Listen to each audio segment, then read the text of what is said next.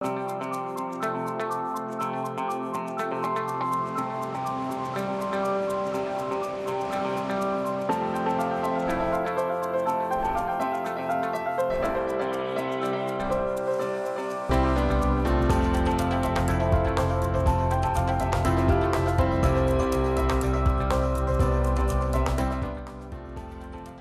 afternoon. Thanks for joining us across the fence. I'm Fran Stoddard.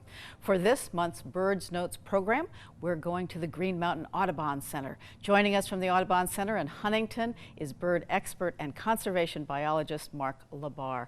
Thanks so much for being with us, Mark. Always great to be here, Fran. Hope to be sitting across the table from you soon, too. Oh, indeed, I hope so.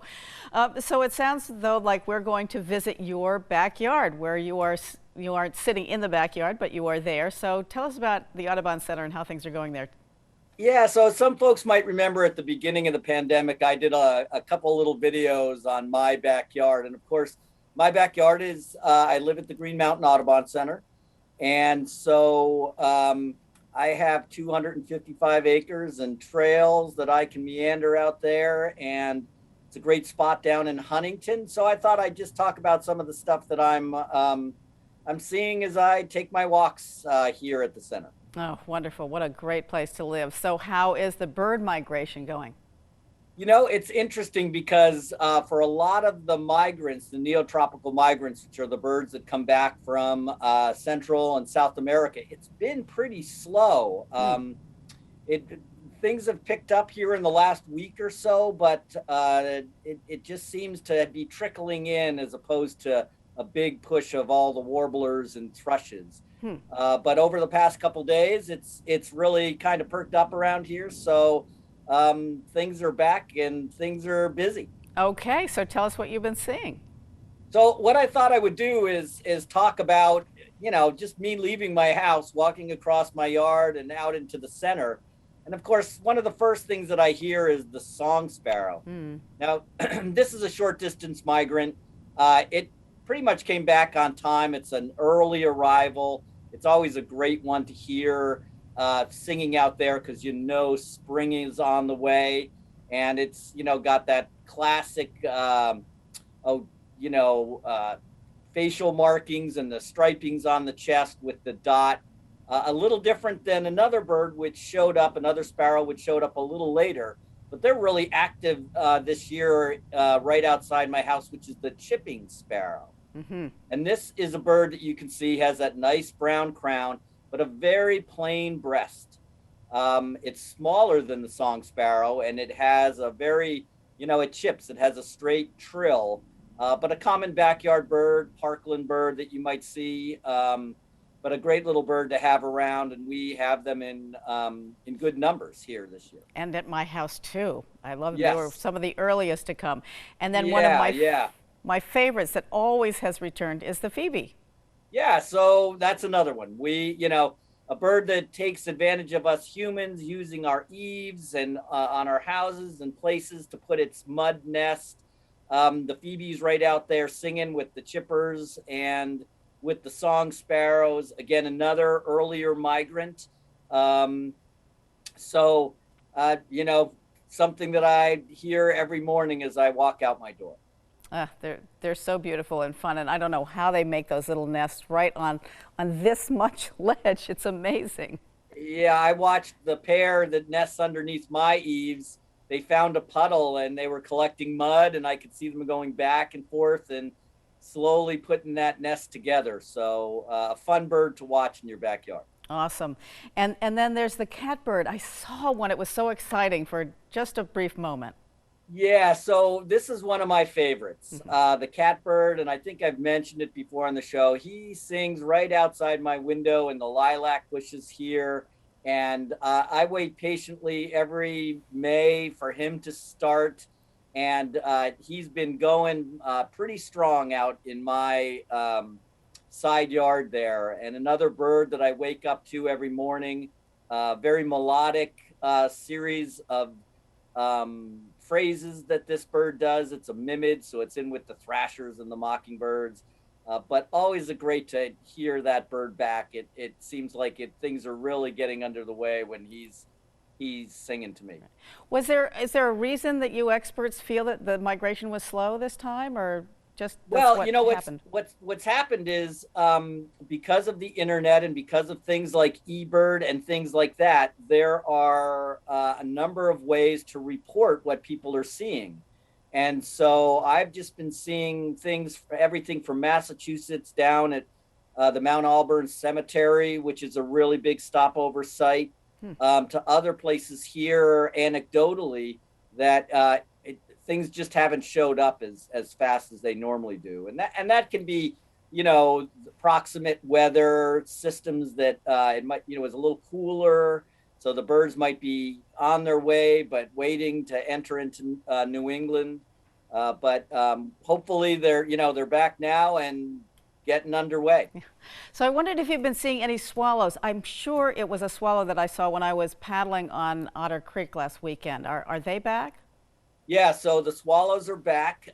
You may have seen any number of the swallows along Otter Creek. There's northern ruffed-winged swallows. Here at my house, you know, I have the shop, which is kind of a barn. So we have our barn swallow here with that forked tail. Lots of the swallows like to feed over water. So you might have seen one of these. Another one that you could have seen was a tree swallow. This is one that's pretty familiar and nests in people's, you know, nest boxes that they put out for bluebirds and such. So it's a cavity nester. But, you know, you could have also seen a bank swallow along the river. You know, rivers are a great place for insect hatches, and the swallows, which are, you know, avian insectivores, take advantage of that, you know, of that insect population there. So Sure. Well, the tree swallow is so beautiful. yeah, So what yeah. about warblers? So this is, you know, the group of birds that oftentimes birders really look forward to getting back. You know, a lot of them are neotropical migrants. Here in my yard, I've been hearing a lot of yellow warblers. This is a great, brilliant little bird that sings "Sweet, sweet, sweet, you're so sweet," and they too like all of that shrub habitat and hang out close with the catbirds. And then as I leave my backyard and I start entering the woods, and I'm in that zone where saplings are starting to grow and what we call the young forest, I start hearing the chestnut-sided warbler. And this is another great bird. Again, it doesn't necessarily hang out in the shrubby stuff around my house, but just outside of that where, you know, the fields are starting to come into more saplings, you'll hear the song, which is always kind of enticing because it's please, please, please to meet you. Great. And you have some really beautiful forests out there at Audubon. So are you seeing more warblers also in the forest, different kinds of warblers? Yeah. So again, as I leave my backyard, I walk across. This is the beauty of the Audubon, is we have so many different habitats here. Walk across that young forest habitat and enter into the forest. I hear the familiar song of the ovenbird. This is another warbler, although its name doesn't suggest that. It has that nice little crest. It gets its name from nesting on the ground in an oven-shaped nest, kind of like a pizza oven. But this song is a teacher, teacher, teacher, teacher. It's very loud. And I was out today, out on my walk before I got here in front of you, and I actually saw a couple of ovenbirds flying around, and one of them had a band on it. So we run a bird banding station here at the Audubon Center, and it's a bird that, you know, migrated all the way down to Central America and has now probably returned here to the Audubon Center to breed. So that's kind of exciting. So it's great that you saw them. You talk a lot about hearing them. Do you have a secret for seeing warblers? You know, doing what I do, you know, a lot of it is my ears. I do hear them. And I look for movement, because oftentimes if birds are up in a tree and they're singing, especially the small ones, it's tough. So I wait for them to move, and once they move, it gives me a place for me to focus my binoculars on. Right. Well, the wood thrush is a little bit easier to spot. Yeah, they're down a little bit lower. And our forests, as they've changed over time, we are seeing more and more wood thrush out there. So I'm hearing a couple of singing pairs that have been out there, and that's that great deep forest fluty song that they do. So this is another great one that potentially, I haven't seen it, but maybe some birds returning to the Audubon from their wintering habit down in Central America. And when we start running the banding station, we may catch one of those and either band it or see if it's a returnee. And of course, you have the Beaver Pond. So what are you seeing there?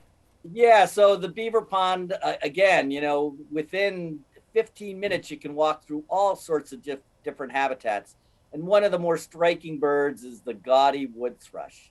At least the males are gaudy. And you can see this guy is all set up with all those colors on his face and on his body. They nest in cavities. And on our Beaver Pond, we have a lot of dead standing trees.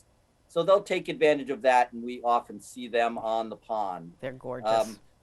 Yeah, they are a great bird. They often fly pretty quick if you come upon them. So you have to get your binoculars out there, but they're pretty spectacular to see. Yeah. And then another bird that we see around the Beaver Pond is the common grackle. And oftentimes this, I think this bird gets overlooked a little bit because unless the sun hits it just right, you sometimes miss that really bluish head that it has and the greenish body, and it comes across as just an ordinary kind of blackbird that's flying around, but they're another great bird that I noticed down at the Beaver Pond the other day. They're almost iridescent. Yes. I want to make sure that we get your address. So, you've also, of course, we've all seen the Canada geese that are out there. But I want to make sure that people get your address. There they are. If they have any questions, bird-related questions, you can pass them along to Mark at the address on your screen, or you can drop Mark an email. His address is mlabarr@audubon.org. So send him your questions or pictures, and he'll try to answer those things on the next upcoming Bird Notes. Mark, thank you so much for joining us and sharing with us this exciting time in birding. It certainly is. Thanks, Fran. All right, take care. And thank you for joining us across the fence. I'm Fran Stoddard. Stay well.